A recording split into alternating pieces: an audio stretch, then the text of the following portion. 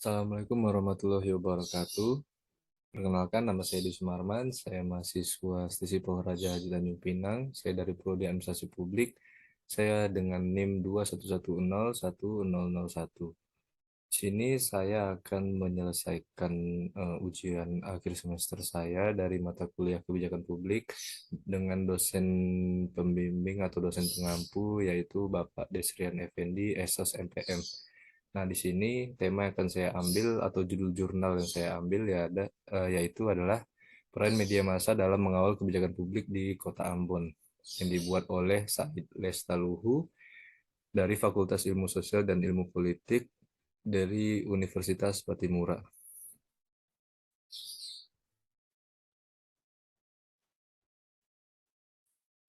Nah, yang pertama itu ada pendahuluan.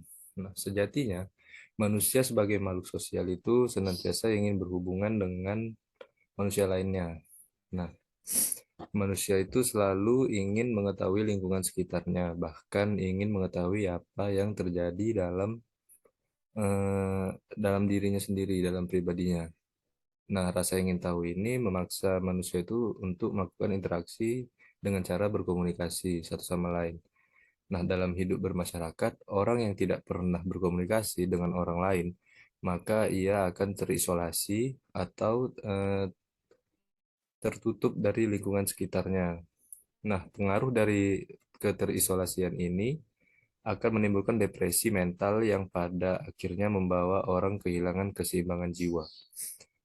Nah, oleh sebab itu, Everett Kleingen 2003 dari East West Center Hawaii mengemukakan bahwa komunikasi sudah ada bagian kekal dari kehidupan manusia seperti halnya bernafas. Nah, sepanjang manusia ingin hidup, maka ia perlu berkomunikasi. Lalu ada menurut Harold de Laswell di 2003, yaitu seorang peletak dasar ilmu komunikasi lewat ilmu politik, menyebut tiga fungsi dasar yang menjadi penyebab mengapa manusia perlu berkomunikasi yang antara lain sebagai berikut. Yang pertama, hasrat manusia untuk mengontrol atau memegang kekuasaan di lingkungan sekitarnya. Lalu, melalui komunikasi manusia dapat mengetahui peluang-peluang yang ada, mengetahui peristiwa atau kejadian yang terjadi dan dapat mengembangkannya menjadi ilmu pengetahuan. Lalu yang kedua adanya upaya manusia untuk dapat beradaptasi dengan lingkungannya. Yang ketiga adanya upaya untuk melakukan transformasi warisan sosial suatu masyarakat yang ingin mempertahankan keberadaannya. Maka anggota masyarakatnya itu dituntut untuk melakukan pertukaran nilai, perilaku, dan eh, dan peranan. Lalu ketiga, fungsi di atas itu menjadi patokan dasar bagi setiap individu atau setiap manusia dalam berhubungan dengan sesama anggota masyarakat atau sesama makhluk sosial. Menurut David Caberto 2003 itu menyebutkan secara ringkas bahwa komunikasi secara instrumen dari interaksi sosial berguna untuk mengetahui dan memprediksi sikap orang lain dan juga mengetahui keberadaan diri sendiri dalam menciptakan keseimbangan dengan masyarakat. Nah, lalu hal ini bisa kita lihat dari eh, peran-peran media massa atau anggota-anggota pers yang dimana tidak semua orang itu siap untuk berdemokrasi. Dasar pemikiran kegiatan anggota masyarakat dalam proses memerintah diri sendiri itu eh, agar demokrasi menjadi suatu kenyataan atau bukan hanya menjadi slogan yang biasa saja. Bila masyarakat tidak menyadari dan tidak menjalankan spirit demokrasi atau semangat demokrasi, maka masyarakat demokratis dan free society tidak akan pernah terwujud. Terkait dengan itu, maka keberadaan pers atau keberadaan media ini menjadi sangat penting dalam mengembangkan kehidupan demokrasi. Hal ini nampak dari fungsi pendidikan yang harus dibebankan pada pers sebagai perantara yang dapat menggapai banyak orang sekaligus. Lalu ada fungsi media lainnya itu sebagai fungsi kontrol sosial atau pengawasan yang mempunyai aspek amat luas. Salah satunya adalah sebagai anjing penjaga atau watchdog yang mungkin sering disalahartikan. Nah, selama ini Seakan-akan media atau pers itu berada di posisi yang saling berhadapan atau berkonfrontasi dengan pemerintah. Sebagai watchdog, media atau pers memang berfungsi untuk mengawasi pemerintah, lembaga legislatif, yudikatif. Maksudnya adalah agar segala kebijakan dan aktivitas yang pemerintah lakukan itu atau lembaga-lembaga lainnya itu tidak menyimpang dari ketentuan hukum yang berlaku. Nah, maka media atau pers itu akan memberikan peringatan bila terjadinya penyimpangan. Nah, fungsi lain yang harus dilakukan oleh media itu ialah fungsi agenda setting. Banyak isu yang berkembang di masyarakat di mana kondisi seperti apapun, media itu harus bisa memilih isu yang mana yang akan disampaikan dan isu yang mana yang kira-kira tidak penting lalu diabaikan. Atau prioritasnya yang mana dulu kira-kira yang lebih penting dan lebih urgent, maka itulah yang akan dinaikkan oleh media atau pers. Nah, keputusan pers dalam memilih isu ini dapat mempengaruhi persepsi masyarakat mengenai isu apa yang dianggap paling penting. Namun di dalam sebuah masyarakat yang demokratis, media itu tidak dapat memanipulasi atau mengabaikan isu semau mereka sendiri. Hal ini dikarenakan adanya persaingan di antara media yang sangat ketat. Selain itu, masyarakat juga mempunyai kebebasan untuk menetapkan agenda yang berbeda. Ketidaktepatan sebuah media menyebabkan media yang bersangkutan itu kehilangan kredibilitas yang bisa menyebabkan media-media tersebut ditinggalkan oleh masyarakat atau tidak dipercaya lagi. Nah, menurut Undang-Undang Pers Nomor 40 Tahun 1999, pers berfungsi sebagai alat kontrol sosial untuk mencegah terjadinya penyalahgunaan kekuasaan atau abuse of power. Media sudah seharusnya menjadi arena ruang publik terbuka dalam masyarakat pluralis demokratis yang menyediakan saluran komunikasi terbuka yang mampu menampung suara-suara dari golongan minoritas. Nah, lalu kajian media di dunia barat terlebih dahulu itu telah mendefinisikan pers itu sebagai fourth state atau keempat pilar. Itu menurut Elrich tahun 1995. Pers sebagai pilar keempat mengacu pada peran media dalam mewujudkan cita-cita demokrasi, yang dimana pers itu berdiri secara independen di tengah institusi pemerintah, mengawasi aktivitas politik, dan menyediakan ruang publik guna terselenggaranya debat umum. Nah, peran ini itu berdasarkan atas asumsi kaum liberal yang mengatakan bahwa media berjalan dalam masyarakat yang plural. Masyarakat yang plural sendiri tercipta dari berbagai kelompok sosial yang berbeda-beda dengan berbagai macam kepentingan di dalamnya, yang kesemuanya punya hak untuk didengar dalam arena perpolitikan. Nah, di sini pers itu diharapkan mampu menjaga agar masyarakat atau warga negara itu tercerahkan tentang isu-isu politik dan diharapkan mampu menjadi watchdog atau pengawas tadi yang selalu mengawasi segala aktivitas perpolitikan. Dikarenakan masyarakat ketika terjadi ketidakberesan dengan aktivitas politik para elit, peran pers sebagai fourth state juga sesuai dengan konsep Jürgen Habermas tentang public sphere atau ruang publik di mana warga negara memiliki kesempatan yang luas untuk berpartisipasi secara aktif dan ikut menciptakan opini publik yang pada gilirannya diharapkan itu bisa mampu memberikan kontribusi dan menciptakan suasana yang demokratis. Itu menurut Graeber tahun 1922.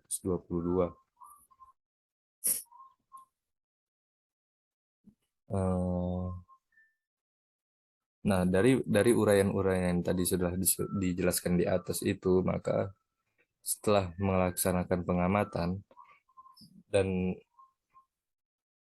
mengadakan pengamatan pada berita dan informasi yang disajikan oleh berbagai media cetak di kota Ambon, penulis menemukan beberapa fenomena yang sifatnya sangat mempengaruhi eksistensi pers sebagai pilar keempat atau fourth state demokrasi antara lain. Yang pertama, itu seringkali pers masih dijadikan corong bagi pemerintah dalam melakukan pencitraan, yang dimana berarti pemerintah ini masih menggunakan pers itu untuk mendapatkan citra yang baik atau apa namanya hanya berubah itu sesuai pencitraan.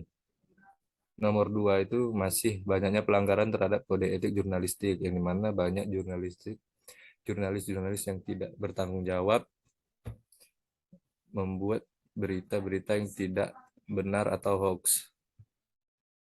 Lalu yang ketiga ada masih banyaknya pemberitaan yang bersifat tendensius atau jauh dari substansi persoalan serta tidak berdasarkan data dan fakta. Nah, ini juga termasuk tadi dalam masalah yang kedua, yaitu banyaknya jurnalis-jurnalis yang melanggar kode etik jurnalistik. Lalu yang keempat, adanya kurangnya fungsi kontrol atau pengawasan terhadap kebijakan yang dikeluarkan oleh pemerintah. Lalu yang kelima, adanya masih rendahnya kualitas pekerja pers dalam melakukan kegiatan jurnalistik. Nah, ini tadi adalah fungsi-fungsi yang sudah saya jelaskan di atas, di mana fungsi edukasi itu sebagai penyalur informasi, di mana atau bisa disebut dengan fungsi pendidikan, di mana media ini berfungsi untuk menyebarluaskan sebuah isu ataupun informasi-informasi kepada masyarakat luas, di mana media ini bisa dengan mudahnya mencapai masyarakat luas itu dalam sekejap. Apalagi ditambah dengan masa sekarang ini sudah bisa dengan internet atau dengan media online. Lalu yang kedua ada fungsi pengawasan, yaitu sebagai kontrol sosial, di mana tadi sudah dijelaskan bahwa pers itu bersama masyarakat menjadi watchdog bagi pemerintah dalam menjalankan atau melakukan tindakan-tindakan di dalam bidang perpolitikan atau pemerintahan. Sehingga kalau terjadi ya kesalahan, maka masyarakat luas bisa tahu apa yang sedang diperbuat oleh pemerintah itu sendiri. Nah, yang ketiga ada fungsi agenda setting, yaitu memilih isu yang dikembangkan atau diabaikan. Nah, di sini tentunya para media harus bisa menentukan mana kira-kira isu yang lebih penting, sehingga isu itu bisa dinaikkan dan disebarluaskan kepada masyarakat, atau kira-kira isu yang kira-kira kurang urgent atau biasa-biasa saja, sehingga itu hanya sekiranya cukup sampai di situ dan tidak dijelaskan lebih jauh lagi atau tidak dikembangkan lagi.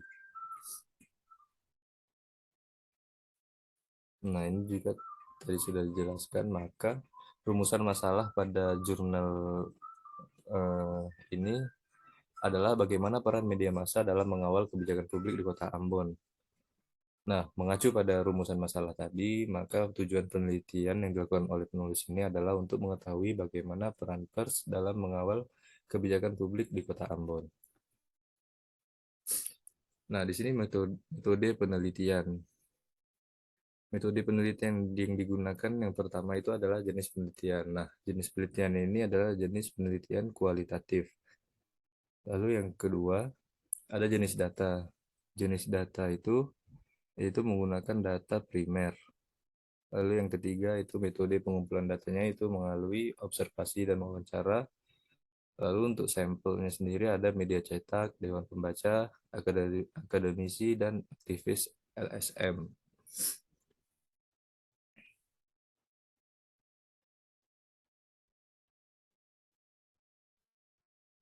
Nah, lalu ada hasil penelitian dan pembahasan.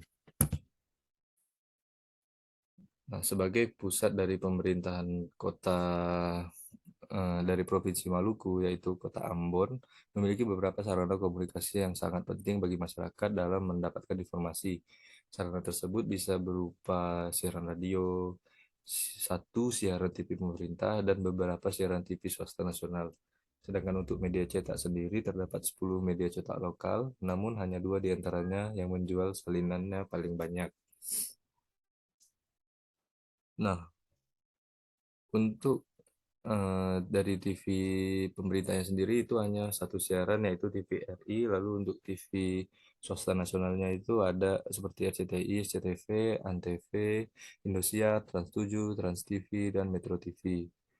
Nah, ini tidak semuanya bisa menikmati siaran-siaran ini, melainkan hanya untuk orang-orang yang menggunakan parabola saja atau TV kabel yang bisa mendapatkan siaran-siaran ini. Nah, berbagai media cetak juga hadir, yaitu sebanyak 10 media cetak lokal, namun hanya dua saja yang menjual salinannya itu paling banyak. Nah, untuk di Kota Ambon sendiri, peran persnya dalam menyampaikan informasi itu sudah cukup baik, yang dimana mereka menggunakan prinsip-prinsip dasar yang harus diketahui oleh pekerja media dalam menulis berita. Yang pertama itu adalah kejujuran, yaitu apa yang dimuat dalam berita itu harus merupakan fakta yang benar-benar terjadi. Nah, wartawan atau jurnalis itu tidak boleh memasukkan fiksi atau kata-kata yang dibuat-buat ke dalam berita. Lalu yang kedua ada kecermatan, yang dimana berita itu harus benar-benar seperti kenyataannya dan ditulis dengan tepat. Seluruh pernyataan tentang fakta maupun opini harus disebutkan sumbernya. Yang ketiga adalah keseimbangan. Seimbangnya itu agar berita seimbang harus diperhatikan juga tampilan fakta dari masalah pokok. Jangan memuat informasi-informasi lain yang tidak relevan atau tidak sejalan. Jangan menyesatkan atau menipu khalayak. Jangan memasukkan emosi atau pendapat ke dalam berita, tetapi ditulis seakan-akan sebagai fakta.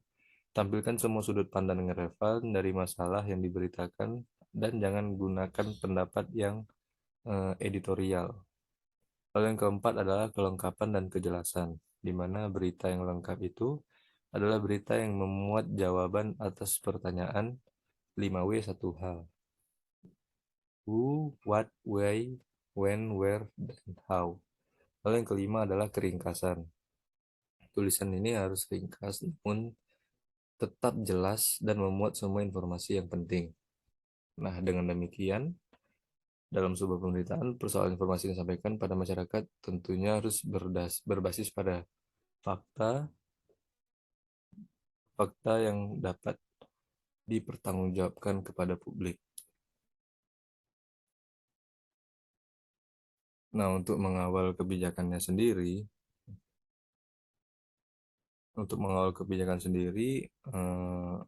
di Kota Ambon sendiri itu masih terasa kurang, di mana peran media massa dalam atau pers di Kota Ambon sendiri itu hanya baru terlaksana secara baik itu hanya sebagai penyalur informasi. Untuk mengawal kebijakan sendiri itu sudah dilakukan cukup baik, tapi mungkin masih ada kekurangan-kekurangannya, yang dimana mereka itu sudah cukup baik itu untuk mengedukasi dan membuat masyarakatnya tahu tentang apa yang dilakukan oleh pemerintah-pemerintah di atas, seperti kebijakan-kebijakan yang dikeluarkan atau adanya hasil-hasil rapat-rapat yang penting seperti itu. Nah, ini adalah contoh kasus dari baik eh, bukan contoh kasus, maksudnya ini adalah contoh berita yang dikeluarkan oleh media dari Kota Ambon sendiri, media lokal. Yang pertama itu ada dari CNN Indonesia, lalu ada Antara News. Dengan judul dari berita yang pertama itu adalah MV Haifa illegal fishing dan vonis ringan Pengadilan Ambon. Lalu yang kedua adalah Ambon contoh pengembangan waterfront city Indonesia. Nah, di sini untuk berita yang pertama yaitu MV Haifa illegal fishing vonis ringan Pengadilan Ambon, yaitu kebijakan pemerintah pusat untuk memberikan sanksi yang tegas terhadap kapal ikan yang melakukan kegiatan illegal fishing di wilayah perairan Maluku tidak mendapatkan liputan yang intens oleh media cetak di Maluku. Nah, hal ini tuh berakibat jadi kurang adanya dukungan atau pengawasan dari masyarakat terhadap persoalan tersebut. Salah satu fakta yang sangat menonjol adalah adanya putusan Pengadilan Perikanan Maluku terhadap kapal MV Haifa yang melakukan pencurian ikan itu hanya didenda sekitar 200 juta saja. Padahal pelanggaran yang dilakukan oleh kapal ini sangat besar, yaitu melakukan illegal fishing atau penangkapan liar yang dilakukan tanpa izin serta menangkap ikan-ikan yang dilindungi oleh pemerintah. Hal ini kemudian menimbulkan ketidakpuasan dari masyarakat dan Menteri Perikanan dan Kelautan sendiri pada saat itu, yaitu pada waktu itu Ibu Susi Pujiastuti. Lalu Yang kedua ada Ambon sebagai contoh pengembangan waterfront city Indonesia. Nah, kesimpulannya adalah media massa sendiri sudah bekerja sangat baik dalam mengawal kebijakan publik di Kota Ambon. Namun hal ini masih terbatas dalam fungsi pendidikan atau hanya fungsi edukasi saja. Yang artinya di media Kota Ambon ini masih hanya sebatas fungsi informasi saja tanpa dilanjutkan dengan tindakan yang lanjut atau investigasi atau penyelidikan dan belum bisa memberi pengaruh dalam pengambilan keputusan oleh badan publik baik perorangan maupun oleh institusi.